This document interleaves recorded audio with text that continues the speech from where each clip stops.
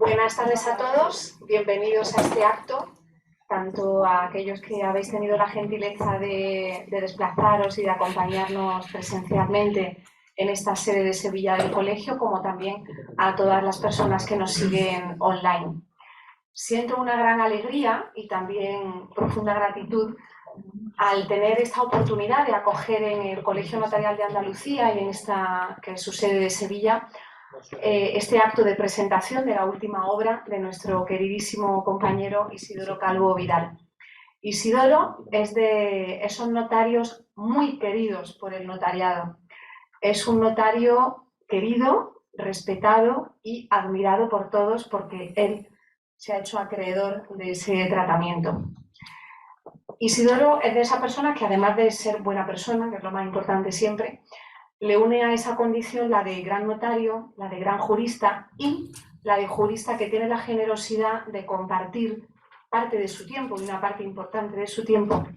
dedicarla a compartir su conocimiento, su sabiduría y su experiencia con los demás, sea a través de seminarios, de jornadas, de docencia, de congresos o de la autoría de obras como la que nos reúne aquí esta tarde. En todo eso está siempre dispuesto Isidoro para compartir con todos sus conocimientos, en particular en esta materia de Derecho Internacional Privado. Y además tiene él una cualidad que creo que es poco frecuente y muy importante, que es la capacidad de traducir al cristiano instituciones complejas, la capacidad de bajar a la tierra situaciones jurídicas complicadas y la capacidad de reflejar todo eso en una obra que se convierte en una obra usable, fácilmente usable por el operador jurídico práctico en su día a día. En un día a día en el que todos los operadores jurídicos sabemos que esas situaciones con elementos de extranjería o transfronterizo han dejado de ser situaciones excepcionales para convertirse en situaciones que todos, da igual el sitio en el que ejerzamos, nos encontramos en nuestro día a día. Sin más, voy a ceder la palabra a quien ha tenido también la gentileza de acompañarnos esta tarde en esta presentación, que es don Andrés Rodríguez Benó, que es catedrático, como saben, de Derecho Internacional Privado en la Universidad Pablo de Olavide. Tiene la palabra. Muchas gracias, querida decana. Quiero comenzar agradeciendo al ilustre Colegio Notarial de Andalucía la oportunidad que me brinda de poder estar esta tarde con ustedes unos minutos para presentar la obra de don Isidoro Calvo Vidal, a la que ya se ha hecho referencia. Y agradezco igualmente al autor que me permitiera, por una parte, realizar la presentación o el prólogo de la citada obra, y por otra parte, que me haya invitado igualmente a estar esta tarde aquí en este acto. Bien, la obra de la que vamos a hablar esta tarde es una obra de una calidad excelsa, lo podrán comprobar tras su lectura. Y yo eso lo centro por el hecho de que confluyen en ella tres factores. El factor material, por un lado, en segundo término el factor institucional y por último el factor personal. En lo que se refiere a lo material, el autor realiza una combinación muy habilidosa desde el punto de vista objetivo y metodológico. ¿Por qué? Porque por un lado se centra en los tres grandes reglamentos notariales europeos, como son el reglamento sucesorio, 650/2012, el reglamento de régimen económico matrimonial, 2016/1103, y el de régimen patrimonial de las uniones registradas, 2016/1104. Es decir, que hace una visión global o de conjunto de estos tres instrumentos. Pero además lo centra en la determinación de la ley aplicable, que es el aspecto más complejo y quizá el que más desarrollo requiere para esta materia. En definitiva, él se lanza un objetivo muy ambicioso y a la vez muy valiente, y son pocas las personas preparadas que tienen el alcance de poder abordar con éxito esa apuesta. Precisamente el análisis conjunto de estos tres instrumentos tiene una explicación lógica. Cuando el causante estaba casado o era miembro de una unión registrada, el ITER lo que lleva es, en primer término, disolver la sociedad que tenía conformada con su cónyuge o con su pareja, y seguidamente a los bienes que le resulten propios o privativos aplicaríamos las normas de derecho internacional privado sucesorio. Esto lo preveía así precisamente el considerando 12 del reglamento sucesorio europeo, y esperaba que cuando llegasen los reglamentos de 2016 sobre el régimen patrimonial coordinase toda esa obra legislativa, pero no fue así. Y desgraciadamente, salvo algunas previsiones que se han incluido desde el punto de vista práctico en el certificado sucesorio europeo, en el que el doctor Calvo Vidal es una autoridad, pues la realidad demuestra que estamos ante una situación realmente compleja, difícil de resolver en la práctica. Por eso, el jurista práctico, y me refiero sobre todo al notario, pues tiene que hacer un esfuerzo prácticamente artesanal para coordinar estos bloques normativos. Primero ex ante, porque debe procurar que el futuro causante en vida organice también la disolución de su futuro régimen conyugal o de pareja. Y después ex post. ¿Por qué? Porque fallecido el causante puede ocurrir perfectamente que resulta aplicable un ordenamiento estatal a la liquidación de la sociedad conyugal y un ordenamiento estatal diferente al régimen sucesorio. Y esos desajustes, que son muy complejos, lo material y lo formal, pues precisan de la intervención del notario. Como decía, el autor se centra en la determinación del derecho aplicable en los tres reglamentos. Y lo hace, pues, abordando de manera detallada, exhaustiva, clara, precisa, un íter que es igualmente lógico. En primer lugar, aborda la autonomía de la voluntad, y ahí es donde tiene en juego sobre todo la conexión de la nacionalidad. Pensemos en la profesión juris sucesoria. En segundo lugar, aborda los criterios para determinar el derecho aplicable en defecto de autonomía de la voluntad. Y ahí es donde tiene su ámbito de desarrollo la conexión de la residencia habitual. Seguidamente, aborda el papel de ciertas leyes especiales, las llamadas de policía de orden público. A continuación, pues afronta algunos problemas técnicos de aplicación muy complejos, como son el reenvío, la remisión a un sistema plurilegislativo o la excepción de orden público. Y termina estudiando el ámbito material enorme, el vasto, extenso que tiene la ley aplicable al fondo de esta materia, tanto la ley sucesoria como la ley matrimonial. Pues bien, en todos estos aspectos va deslindando los distintos perfiles de cada institución y los tres reglamentos, ya digo, de una manera clara y precisa. Y si se me permite, el símil taurino nos regala además dos obreros. En primer lugar, aborda la prueba, la interpretación y la aplicación del derecho extranjero, que es un tema enormemente complejo, tanto en sede registral como en sede notarial, con una rica jurisprudencia de la Dirección General. Y en segundo lugar, también se detiene en la peculiaridad de España como Estado plurilegislativo, las 6 comunidades con derecho civil propio o foral, más el régimen común. Y sobre todo el problema que se le plantea a la autoridad extranjera cuando tenga que aplicar al fondo, en un caso que esté conociendo, el derecho español, y la duda de si será el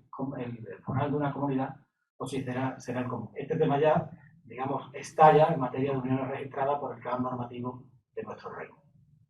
El segundo bloque en el que me quería centrar, el segundo factor del éxito de esta obra, se refiere al institucional. ¿Por qué? Pues porque él adopta la perspectiva del aplicador del derecho, en concreto del notario, como es lógico. Y él hace un estudio híbrido de orientación, de estudio de análisis práctico, junto con orientación práctica y un análisis teórico muy sesudo. Le leo simplemente unas palabras de su introducción y lo comprenderán perfectamente. Dice el doctor Calvo Vidal: una vez más, me anima la intención de ofrecer al lector una visión que es el resultado de la combinación de la reflexión teórica y de la visión práctica que permite el ejercicio de la función notarial durante más de 25 años y la dedicación de muchos de ellos a tareas internacionales. Esta perspectiva institucional, es decir, el notario, como autoridad que aplica los reglamentos, está más que justificada por una frase que algunos de ustedes me han oído ya: el notariado es el rompeolas de la realidad jurídica. Es decir, es la primera línea de respuesta siempre a la complejidad de los problemas sucesorios y matrimoniales con elementos extranjeros. De ahí que se precise una formación expresa en este campo, como proporciona la monografía que hoy tenemos la suerte de glosar, o como hace, por ejemplo, la Cátedra de Derecho Notarial Internacional y Comparado, que tenemos convenida con el Ilustre Colegio Notarial de Andalucía y la Facultad de Derecho de la Universidad Pablo David. Voy terminando ya con el tercer factor que cimienta el éxito de esta obra, es el factor personal, es decir, el propio autor. No podía ser de otra manera porque el doctor Calvo Vidal, que es notario, como se ha dicho ya, pues hace casi tres décadas, suma a su experiencia personal una amplia capacidad investigadora que acredita en una dilatada obra científica y en muchos temas de vanguardia, en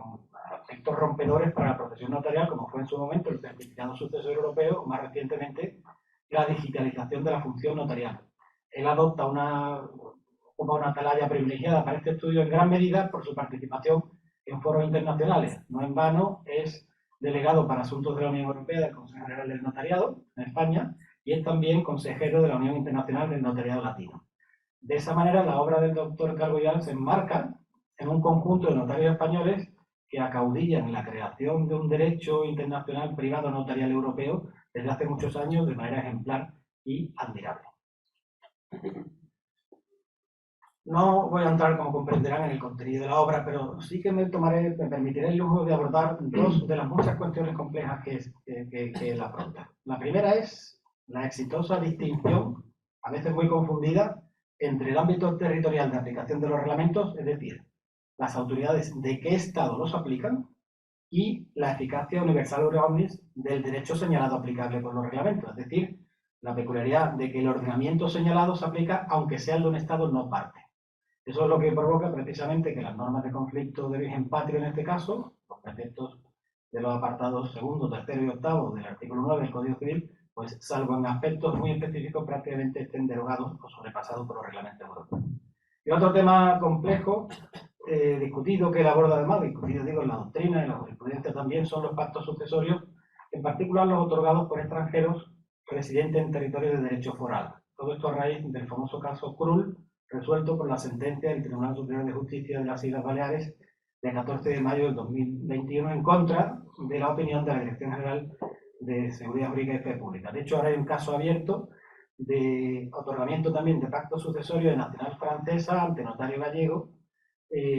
donde se contiene un pacto sucesorio de mejora de la Ley de Derecho Civil de Galicia y que fue negado a inscribirse por el registrador de la registradora de la propiedad de Pontevedra y ha abierto un curso judicial que no sabemos cómo terminará. Bien, la sólida construcción de esta obra pues se cohesiona primero con la utilización de materiales de primera calidad y tiene un manejo extraordinario de las categorías jurídicas internacionales. En segundo lugar, con un aparato crítico más que destacable, superamos las 160 notas a pie de página. En tercer lugar, la utilización de obras doctrinales españolas y extranjeras de primerísimo nivel, así como registros jurisprudenciales de órganos judiciales y la Dirección General, como se ha dicho. Y todo esto hace de esta monografía un paso más, y esperemos que no sea el último, en la espléndida aportación del doctor Calvo Vidal a la ciencia del derecho, y en concreto a la ciencia del derecho internacional privado. Muchas gracias, querida decana.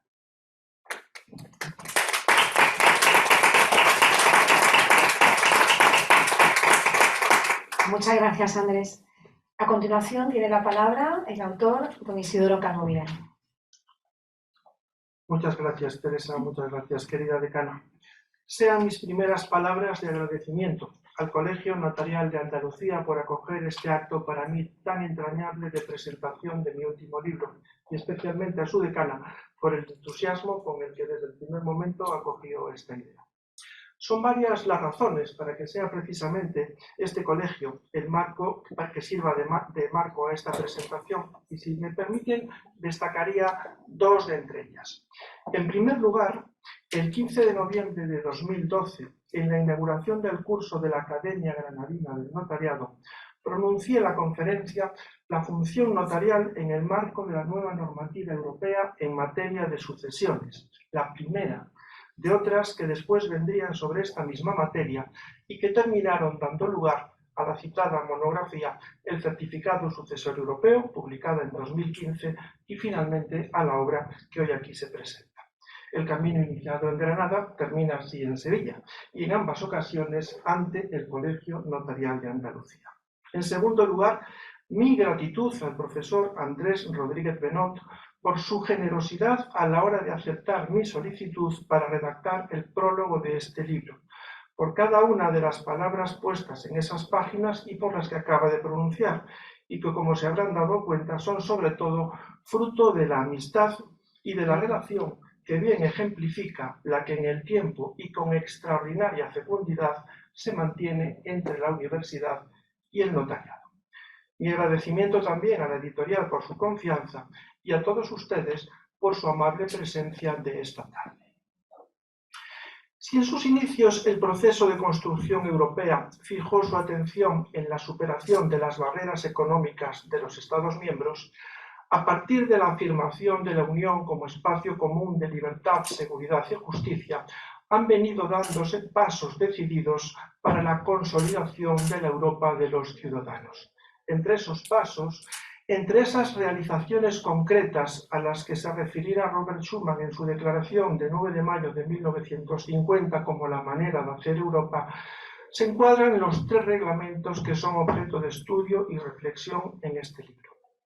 En el Reglamento 650 de 2012 sobre sucesiones y los reglamentos de 2016, 1103 y 1104 sobre regímenes matrimoniales y sobre efectos patrimoniales de las uniones registradas, el legislador europeo hace hincapié en la especial necesidad de garantizar la previsibilidad y la seguridad jurídica en aquellos supuestos en los que concurren elementos internacionales o transfronterizos. Si no fuera así, por tratarse de una cuestión puramente interna, su resolución procederá con arreglo a los correspondientes sistemas de derecho internacional privado, quedando por tanto excluida la aplicación de estos reglamentos.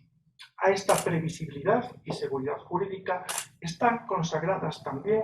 de manera esencial la función y el documento público notariales.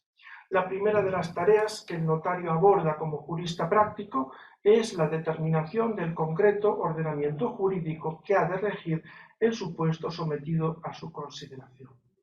Y el propósito de esta obra ha sido examinar las normas que en estos reglamentos dirigen de manera uniforme en los Estados miembros la designación de la ley aplicable a los efectos patrimoniales del matrimonio y de las uniones registradas y a las sucesiones, y hacerlo con la intención, como acaba de decir el profesor Rodríguez Benot, de ofrecer al lector una visión que es resultado de la combinación de la reflexión teórica y de la aplicación práctica.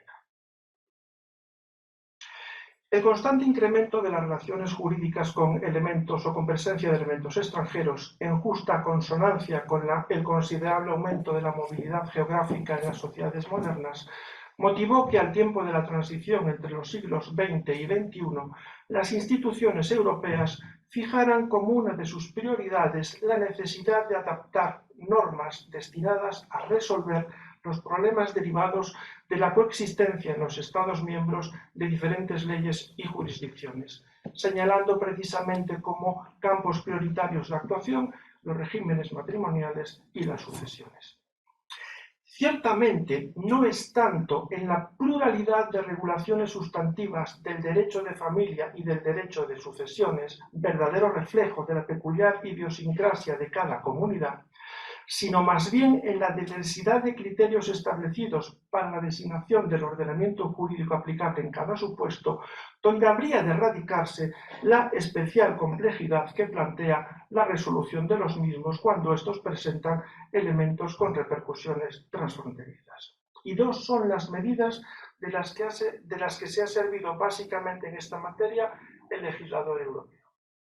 En primer lugar, en aras de la evitación de su fragmentación, dispone que sea una única la ley que haya de regir los efectos patrimoniales del matrimonio y de las uniones registradas y de las sucesiones, con independencia de la naturaleza de los bienes y del lugar de su situación. Y además, trata que la ley designada abarque la mayor parte de las cuestiones que guardan relación con las materias reguladas, tanto desde la clasificación de los bienes en diferentes categorías durante el matrimonio o la unión registrada y después de su disolución hasta la liquidación del patrimonio, incluidos los efectos de las relaciones jurídicas con los terceros, como desde la apertura de la sucesión hasta la transmisión a sus beneficiarios de la propiedad de los bienes y derechos que integren la herencia, incluyendo las cuestiones relativas a su administración y a la responsabilidad por las deudas y cargas de la misma. Da acogida el legislador europeo así a los principios de unidad y universalidad, lo cual no es obstáculo para que en determinadas circunstancias el principio de unidad de la ley aplicable haya de ceder ante la conveniencia o necesidad de que otras leyes concurran en la regulación de aspectos concretos de un mismo supuesto de hecho. La eventualidad de conflictos móviles, la querencia de los Estados a preservar determinados ámbitos mediante la aplicación de sus ordenamientos propios, la protección de los intereses de los terceros o incluso permitir una tramitación ágil, rápida y eficiente de cuestiones con repercusión transfronteriza en la Unión son las razones que mejor pueden justificar este tipo de medidas. En otras ocasiones, con alcance diverso, ciertamente, son determinadas herramientas o técnicas de derecho internacional privado, como las cláusulas de reenvío u orden público, las que permiten una orientación del resultado originariamente establecido. En segundo lugar, los reglamentos, más allá de establecer criterios generales objetivos subsidiarios para la determinación de la ley aplicable, apoyados básicamente en la conexión de la residencia habitual, reconocen también un determinado margen para la actuación de la autonomía de la voluntad. Estas dos medidas, como se ha citado anteriormente, deben ser contempladas teniendo en cuenta que la ley que determine como aplicable las normas de los reglamentos se aplicará aunque no sea la ley de un Estado miembro, propendiendo de esta manera, y al menos como línea de principio, a la uniformidad en el tratamiento de la legislación aplicable, cualquiera que sea el origen de la misma, por parte de las autoridades de los Estados miembros, lo cual hará inevitable en no pocas ocasiones la consideración y la aplicación de derechos extranjeros. La complejidad derivada de la implicación de una pluralidad de legislaciones en supuestos de naturaleza transfronteriza todavía se acentúa más cuando alguna de estas corresponde a un Estado con diversos sistemas jurídicos, como ocurre precisamente con el ordenamiento civil español. Cuestiones estas a las que ha prestado especial atención también cada uno de los reglamentos. Como primera provisión, cuando la ley determinada por los reglamentos sea la de un Estado que comprenda varias unidades territoriales con sus propias normas jurídicas, las normas internas en materia de conflicto de leyes de dicho Estado determinarán la unidad territorial cuyas normas sean de aplicación. A falta de normas internas, esta determinación se llevará a cabo como arreglo de los criterios que con carácter subsidiario establecen los reglamentos. En el derecho español, los conflictos de leyes que pueden surgir por la coexistencia de distintas legislaciones civiles en el territorio nacional se resolverán según las normas del derecho internacional privado del título preliminar del Código Civil, con ciertas peculiaridades que establece el artículo 16, y entre estas, que la ley personal correspondiente a las personas físicas es la determinada por la vecindad civil. Ocurre, sin embargo, que la vecindad civil es una condición o estado que ostentan únicamente los nacionales españoles. Por esta circunstancia, la aplicación de las normas para determinar la unidad territorial del ordenamiento español aplicable se va a producir necesariamente de manera diversa en función de que los sujetos relevantes ostenten o no la nacionalidad española y, por derivación, que puedan tener o no una determinada vecindad civil. Uno de los principales motivos que ha impulsado la tarea del legislador europeo en estos reglamentos ha sido promover la participación de los ciudadanos en la planificación de las sucesiones mortis causa y en la organización de las relaciones patrimoniales del matrimonio y de las uniones registradas. El reconocimiento de ciertos ámbitos a la autonomía de la voluntad en la determinación de la ley aplicable, la llamada autonomía de la voluntad conflictual, puede así situarse entre las medidas llamadas a estimular el protagonismo de los ciudadanos en la toma de decisiones y en la adopción de acuerdos en cada una de las materias reglamentadas. Al igual que en otros textos normativos, tanto nacionales como internacionales, el legislador europeo ha optado por enmarcar la autonomía de la voluntad conflictual dentro de unos límites determinados, tanto de carácter formal como de carácter sustantivo, en atención a los mismos principios de previsibilidad y seguridad jurídica que operan tanto respecto de los interesados como respecto de los terceros.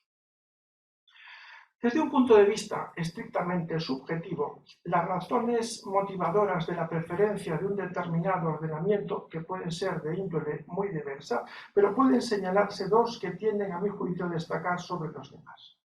De una parte, el aseguramiento de la planificación o de la organización establecidas, que permiten la superación de eventuales incertidumbres derivadas de un cambio de la ley aplicable. Y de otra parte, y para mí seguramente la más importante, la búsqueda de los más amplios márgenes o ámbitos de libertad de disposición o de acuerdo. En definitiva,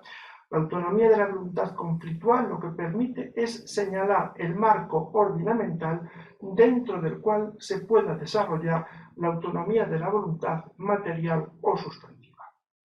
En ocasiones, bastará con el ejercicio de una sola de ellas, ya de la autonomía conflictual, porque el régimen supletorio del ordenamiento elegido atienda debidamente, sin necesidad de otros ajustes, a las necesidades de las partes, ya de la autonomía material, porque en el ordenamiento designado por las normas supletorias, el ámbito para la configuración del acto o negocio jurídico se considere adecuado para la composición de los intereses de los sujetos implicados. En otras ocasiones procederá un ejercicio combinado de la autonomía de la voluntad conflictual y la autonomía de la voluntad material. En el Reglamento sobre Sucesiones, el Reglamento 650/2012, de aplicación a las sucesiones de las personas que fallezcan el 17 de agosto de 2015 o después de esa fecha, la regla general que señala como ley de la sucesión la ley del Estado donde el causante tuviera su residencia habitual en el momento de su fallecimiento, cede ante la circunstancia de que éste hubiera designado en una disposición por causa de muerte a la ley de su nacionalidad como ley rectora de la totalidad de la sucesión, ya sea la que posea en el momento de realizar la elección, ya sea la que pueda poseer en el momento de su fallecimiento. Y el principio de la prevalencia de la voluntad del causante, que debe informar en cualquier caso la interpretación de las disposiciones mortis causa, permite sostener que, como el propio reglamento establece, la designación de la ley de la sucesión pueda entenderse implícita en el contenido de la disposición mortis causa para que ésta surte efecto. Si bien de manera distinta, la regla general que en el reglamento fía a la residencia habitual del causante en el momento del fallecimiento en la determinación de la ley de la sucesión, también cede ante la regla de la vinculación más estrecha. Esta regla, siempre aplicable de forma excepcional, a mi juicio, opera a modo de corrección del criterio general, encontrando su justificación en la labilidad o fragilidad que impregna el concepto mismo de residencia habitual. Durante todo el proceso de elaboración del reglamento siempre estuvo presente la idea de mantener un equilibrio adecuado entre las posibilidades del causante para determinar la ley de la sucesión y las medidas de política legislativa de cada Estado para la protección de los derechos de los legitimarios. Si en la delimitación de las leyes elegibles a través de la processio iuris se tuvo especialmente en cuenta que otras posibilidades de elección podrían llegar a frustrar las expectativas legítimas de los herederos forzosos, la regla de la vinculación más estrecha viene a constituir un recurso adecuado para resolver aquellas situaciones en las que la residencia habitual fuera buscada con el mismo propósito, incluso más allá de otros expedientes, como pudieran ser la cláusula de orden público o de fraude de ley. Y es que las expectativas de los herederos forzosos tienden a apoyarse en la legislación que objetivamente sería aplicable a la sucesión, y a esta es a la que suele conducir la regla de la vinculación más estrecha, por más que su aplicación haya de estar apoyada en un principio de absoluta neutralidad y sin ninguna carga de orientación material. Esto es, cuando resulte claramente de todas las circunstancias del caso que en el momento del fallecimiento el causante mantenía un vínculo manifiestamente más estrecho con un estado distinto del estado del que tuviese su residencia habitual, la ley de ese otro estado, como ley de la sucesión, se aplicará en toda la extensión de sus efectos, con independencia del ámbito de protección que cada una de ellas establezca respecto de los derechos de los legitimarios. En el Reglamento 2016-1103, la elección de la ley aplicable al régimen económico matrimonial podrá tener lugar entre la ley del Estado en el que los cónyuges o futuros cónyuges o uno de ellos tenga su residencia habitual en el momento de la celebración del acuerdo, o en la ley del Estado de la nacionalidad de cualquiera de ellos en ese mismo momento. el Reglamento 2016-1104, la elección de los miembros o futuros miembros de la Unión registrada puede alcanzar, además, también a la ley del Estado conforme a cuya ley esta Unión se hubiera creado. Y en todo caso, es preciso que la ley elegida atribuya efectos patrimoniales a la institución de la Unión registrada. Estos reglamentos, en el tiempo, solo regirán respecto de los cónyuges que hayan celebrado el matrimonio o hayan especificado la ley aplicable al régimen económico matrimonial, y a los miembros de la Unión que hayan registrado la Unión o hayan especificado la ley aplicable a los efectos patrimoniales de la misma el 29 de enero de 2019 o después de esta fecha. A falta de un acuerdo válido de elección, con carácter subsidiario general, por tanto, la ley aplicable al régimen económico matrimonial será la ley del Estado de la primera residencia habitual común de los cónyuges tras la celebración del matrimonio. En su defecto, la ley del Estado de la nacionalidad común en ese mismo instante, y si ninguno de estos criterios resultare aplicable, o en el caso de que los cónyuges tengan más de una nacionalidad común, la ley aplicable será la ley del Estado con el que ambos cónyuges tengan o mantengan una vinculación más estrecha en el momento de la celebración del matrimonio, teniendo en cuenta todas las circunstancias del supuesto derecho. Frente a esta determinación en escala que establece el reglamento en regímenes matrimoniales, el reglamento 2016-1104, en cambio, dispone una única conexión objetiva al establecer que, en defecto de acuerdo válido de elección, la ley aplicable a los efectos patrimoniales de la Unión registrada será la ley del Estado conforme a la que ésta se hubiere creado. En palabras del considerando 48 del reglamento, la ley del Estado en virtud de la cual se haya realizado el registro obligatorio de la Unión para su constitución. Frente al tradicional principio de la inmutabilidad de la ley aplicable que venía rigiendo en buena parte de los Estados miembros, entre ellos en el ordenamiento español, pero también frente a la regla de la automaticidad del cambio de la ley aplicable, como la que venía siendo de aplicación en otros Estados, como en el caso del derecho francés, los reglamentos o en los reglamentos del 2016, ningún cambio de la ley aplicable puede operarse sin la manifestación expresa de la voluntad de las partes. Siendo así, en cualquier momento, los cónyuges o futuros cónyuges o miembros o futuros miembros de una unión registrada podrán cambiar de común acuerdo la ley aplicable.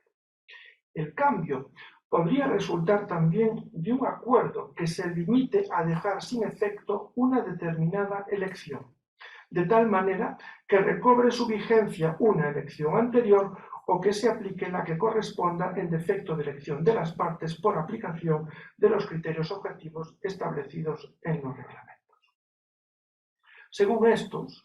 todo cambio de la ley aplicable al régimen económico matrimonial durante el matrimonio o los efectos patrimoniales de la unión registrada durante su vigencia solo surtirá efectos en el futuro. Y con este cambio se producirá una suerte de sucesión temporal de las leyes aplicables. Dadas las particularidades de cada ordenamiento, incluso dentro de una misma o de las mismas familias jurídicas, el cambio de la ley aplicable con seguridad va a causar cierto impacto en el régimen económico del matrimonio o en los efectos patrimoniales de la unión registrada. A la menor o mayor amplitud de este impacto podrán contribuir también el uso que las partes pudieran hacer de la autonomía de la voluntad material en el marco de cada uno de los ordenamientos. La regla de la eficacia ex nunc, hacia adelante, del cambio de la ley aplicable, se puede sin embargo excepcionar por el acuerdo de los intervenientes en favor de su retroactividad, por más que ésta nunca pueda afectar negativamente a los derechos de terceros derivados de la ley aplicable con anterioridad. Por el acuerdo de las partes, por tanto, se puede evitar la sucesiva sucesión temporal de las leyes aplicables, extendiendo la retroactividad del cambio ab origine. La atribución de un efecto retroactivo al cambio de la ley aplicable, sobre todo cuando sea relativamente amplio el espacio temporal que haya de salvarse por el efecto de la retroactividad, puede sobrevenir habido reformas o modificaciones, entre tanto, en el nuevo ordenamiento elegido. Surgirá entonces la cuestión de si la nueva ley elegida retrotraerá sus efectos según la versión vigente en el momento de la celebración del acuerdo, o si habrá de tenerse en cuenta aquella que estuviera en vigor en el momento al que se retrotrae el cambio de la ley aplicable. Piénsese que en ocasiones las reformas legislativas en estas materias tienen un profundo calado. Al tratar de la retroactividad de las leyes en sentido estricto, se tiende a distinguir entre una retroactividad de grado máximo, en la que la nueva norma extiende sus efectos a situaciones de hecho producidas y consumadas con anterioridad a su entrada en vigor. Una retroactividad de grado medio, por virtud de la cual la nueva ley incide sobre efectos jurídicos ya producidos y todavía no agotados de las situaciones anteriores que perviven tras el cambio legislativo. Y una retroactividad de grado mínimo en la que la nueva ley se aplica a situaciones anteriores, pero únicamente en cuanto a los efectos que sobrevengan a su entrada en vigor. En cualquiera de estos supuestos, es la propia ley la que dispone el alcance de su retroactividad, esto es, de los efectos hacia atrás del nuevo contenido normativo. Es la voluntad del legislador la que determina con carácter general y uniforme el impacto de la nueva regulación hacia el pasado. De esta cuestión no tratan los reglamentos de 2016, sino de que los cónyuges o miembros de la unión registrada, al operar el cambio de la ley aplicable, puedan retrotraer en el tiempo el efecto de este cambio de manera que en lo posible una sola ley sea la aplicable. Considérese el supuesto de dos nacionales españoles de vecindad civil catalana, ambos con residencia habitual en Cataluña, donde contraen matrimonio en el año 2010. En ausencia de pactos capitulares, su régimen económico matrimonial es el de separación de bienes que con carácter supletorio ordena el derecho civil de Cataluña. En el año 2022, ambos cónyuges trasladan su residencia habitual a Países Bajos, donde, convencidos de las bondades del régimen de comunidad que como supletorio establece el Código Civil neerlandés, deciden un tiempo después cambiar la ley aplicable a su régimen económico matrimonial y además dotar a ese cambio de efecto retroactivo a la fecha misma de celebración del matrimonio. Se trata de un supuesto con repercusiones transfronterizas sobrevenidas por causa del cambio de la residencia habitual de los cónyuges, sometido al reglamento por aplicación de las reglas transitorias del mismo. Por tanto, la ley neerlandesa va a comenzar a regir este régimen económico matrimonial desde su comienzo en el año 2010. Sucede que en ese instante el régimen legal supletorio en los Países Bajos es el de la Comunidad Universal de Bienes, mientras que al tiempo del acuerdo del cambio de la ley aplicable, el régimen legal supletorio en los Países Bajos es un régimen de comunidad de bienes limitada, en términos generales, a bienes adquiridos a título oneroso constante matrimonio y a las deudas asociadas, vigente desde el 1 de enero de 2018 para los matrimonios contraídos desde esa fecha. Para esta reforma, que fue ordenada por la Ley de 24 de abril de 2017, que modificó el libro 1 del Código Civil de los Países Bajos para limitar el ámbito de la comunidad jurídica de bienes, no se dispuso efecto retroactivo alguno. Quiere ello decir que por la propia lógica de la eficacia de las normas jurídicas en el tiempo, resultando aplicable el derecho neerlandés, los matrimonios celebrados antes del 1 de enero de 2018 en defecto de pacto se encuentran sujetos al régimen de comunidad universal de bienes. En esta misma línea de pensamiento, cuando los cónyuges acuerdan un cambio retroactivo de la ley aplicable al régimen económico matrimonial, esta regirá de conformidad con el contenido vigente en ese momento, por más que pudiera ser otro el vigente al tiempo de la adopción del acuerdo. Si no fuera así, sería la voluntad de los cónyuges y no la decisión del legislador la que determinaría la retroactividad de la ley aplicable al régimen económico matrimonial, creando situaciones extrañas para el ordenamiento vigente, contrarias a las ideas de previsibilidad y seguridad jurídica que se persiguen en toda esta materia. Y por eso, tratándose de las uniones registradas, siguiendo la línea de principios que tiene marcadas el legislador en el reglamento del 2016-1104, en la valoración de un posible cambio retroactivo de la ley aplicable, será necesario tener en cuenta que la versión vigente al tiempo al que se retrotraiga el cambio de la ley tenga también atribuidos efectos patrimoniales a esta institución.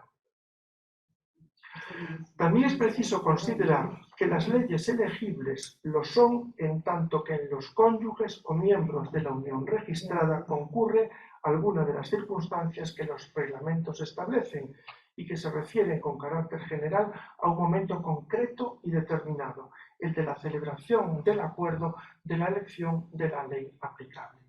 siendo así posible que la elección pueda recaer en una ley distinta de aquella que hubiera sido elegible en el momento al que se retrotraigan los efectos del cambio de ley. Y es una pura consecuencia de un conflicto móvil que bien ejemplifica el supuesto siguiente. Un matrimonio de dos nacionales franceses que tienen su residencia habitual en Bélgica en el momento de celebración de un primer acuerdo de elección, eligen como ley aplicable al régimen económico matrimonial la ley del Estado de su nacionalidad. Con el tiempo, ambos trasladan su residencia habitual a Alemania, donde acuerdan cambiar la ley aplicable optando por la ley del país germano, con efecto retroactivo al momento de la celebración del matrimonio. La nueva ley elegida, la ley alemana, no figuraba entre aquellas susceptibles de serlo en el momento al que se retrotraen los efectos del cambio de ley. En todo caso, la protección de los derechos de los terceros derivados de la ley aplicable con anterioridad va a determinar, al menos en los que a esto se refiere, la subsistencia en el tiempo de este régimen legal. Seguramente, para los cónyuges y para los miembros de la unión registrada, las consecuencias que pueden derivarse del cambio de la ley aplicable con efecto retroactivo alcanzarán sus mayores cotas cuando tal cambio suponga la sustitución de un régimen de comunidad por un régimen de separación de bienes o viceversa. Piénsese de nuevo en un matrimonio de dos españoles de vecindad civil catalana que, habiendo su primera residencia habitual común tras la celebración del matrimonio en Francia, al no haber realizado elección de ley aplicable, tuvieran su régimen económico matrimonial sujeto al derecho francés, que establece como régimen legal supletorio un régimen de comunidad reducida a las adquisiciones, y que años después, de vida en común, llegaren a considerar que se habría ajustado mucho mejor a su situación patrimonial un régimen de separación de bienes y precisamente el que establece como supletorio el derecho civil de Cataluña. Las normas del reglamento fundamentan que los cónyuges españoles y vecindad civil catalana, en el momento de la celebración del acuerdo, puedan elegir la ley catalana como ley rectora del régimen económico matrimonial, y que los efectos del cambio de ley se retrotraigan a la fecha de la celebración del matrimonio. A partir de aquí, habría que reajustar las distintas realidades que se generaron al amparo de la ley francesa y del régimen de comunidad reducida a las adquisiciones, a lo que dispone la ley catalana y al régimen de separación de bienes en lo que ésta contempla, en cuanto a la clasificación de los bienes, a la responsabilidad de cada uno de los cónyuges por las obligaciones y deudas del otro, o a las facultades, derechos y obligaciones de los cónyuges o cualquiera de ellos con respecto a cada patrimonio. Ciertamente las partes podrían también optar por mantener la sucesión temporal de las leyes aplicables, aunque con un alcance temporal distinto, es decir, no llevándolo al principio del matrimonio de la unión registrada, sino fijando la retroactividad de sus efectos a una fecha más cercana en el tiempo, aunque con las mismas consecuencias. El supuesto que les acabo de presentar, con trazos simples y sin ahondar en otras muchas de las cuestiones que también se pueden plantear, permite, a mi juicio, tomar conciencia de la complejidad que puede conllevar la retroactividad del cambio de la ley aplicable al régimen económico matrimonial y a los efectos patrimoniales de una unión registrada. El cambio retroactivo de la ley aplicable requiere, a la luz de todo lo que ha quedado expuesto, del asesoramiento y del consejo que permitirán una adecuada consideración de las ventajas y de los inconvenientes que se pueden derivar para las partes por esta forma de ejercicio de autonomía de la voluntad conflictual. Y al tiempo de una apropiada valoración acerca de si la finalidad o el objetivo que se persiguen con esta medida no pudiera alcanzarse en el ámbito de la misma ley ya aplicable mediante el ejercicio de la autonomía de la voluntad material.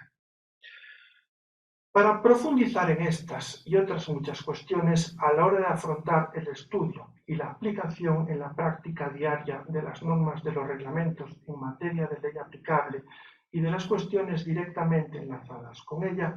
abordé la tarea de ofrecer al lector una suerte de guía que busca sobre todo el orden y la claridad en la exposición de cuestiones intrínsecamente complejas, pero cuyo tratamiento y resolución son indispensables a la hora de afrontar toda esta suerte de situaciones transfronterizas. De que lo haya logrado, serán ustedes ahora quienes lo hayan de decidir. Muchísimas gracias por su atención.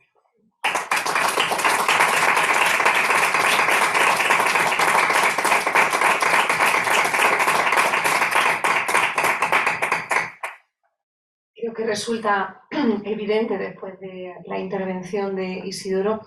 que todos los calificativos que le hemos dedicado en esta mesa no son en modo alguno exagerados. A todo ello añade, me lo he reservado para el final, y aunque voy a revelar un poquito de una conversación privada, el de la humildad. Hace, no sé, 2 meses, 3 meses, cuando hablamos por primera vez de esta presentación, Isidoro me llamó y me dijo que tenía entre manos esta obra, que la estaba ultimando y que le gustaría o le haría ilusión poder llevar a cabo la presentación aquí. Y creo que mi respuesta fue algo así como cuando quieras y como quieras. Y me dijo, no, para. Primero la termino, luego te mando el libro, te lo lees. Y si estimas que merece la pena, hablamos. Ese es Isidoro. Por supuesto me lo mandó, no hacía falta que lo abriera para saber la calidad que tenía, me lo bebí literalmente y desde entonces el libro de cabecera en mi despacho. Y espero que a partir de ahora lo sea en todos los despachos de aquellos juristas que en nuestro día a día nos enfrentamos a este tipo de situaciones. Enhorabuena, Isidoro, muchísimas gracias una vez más por haber elegido Sevilla y el Colegio Notarial de Andalucía para esta presentación y gracias también, por supuesto, a Andrés por su introducción y por su presencia aquí. Y gracias de nuevo a todos ustedes. Muchas gracias.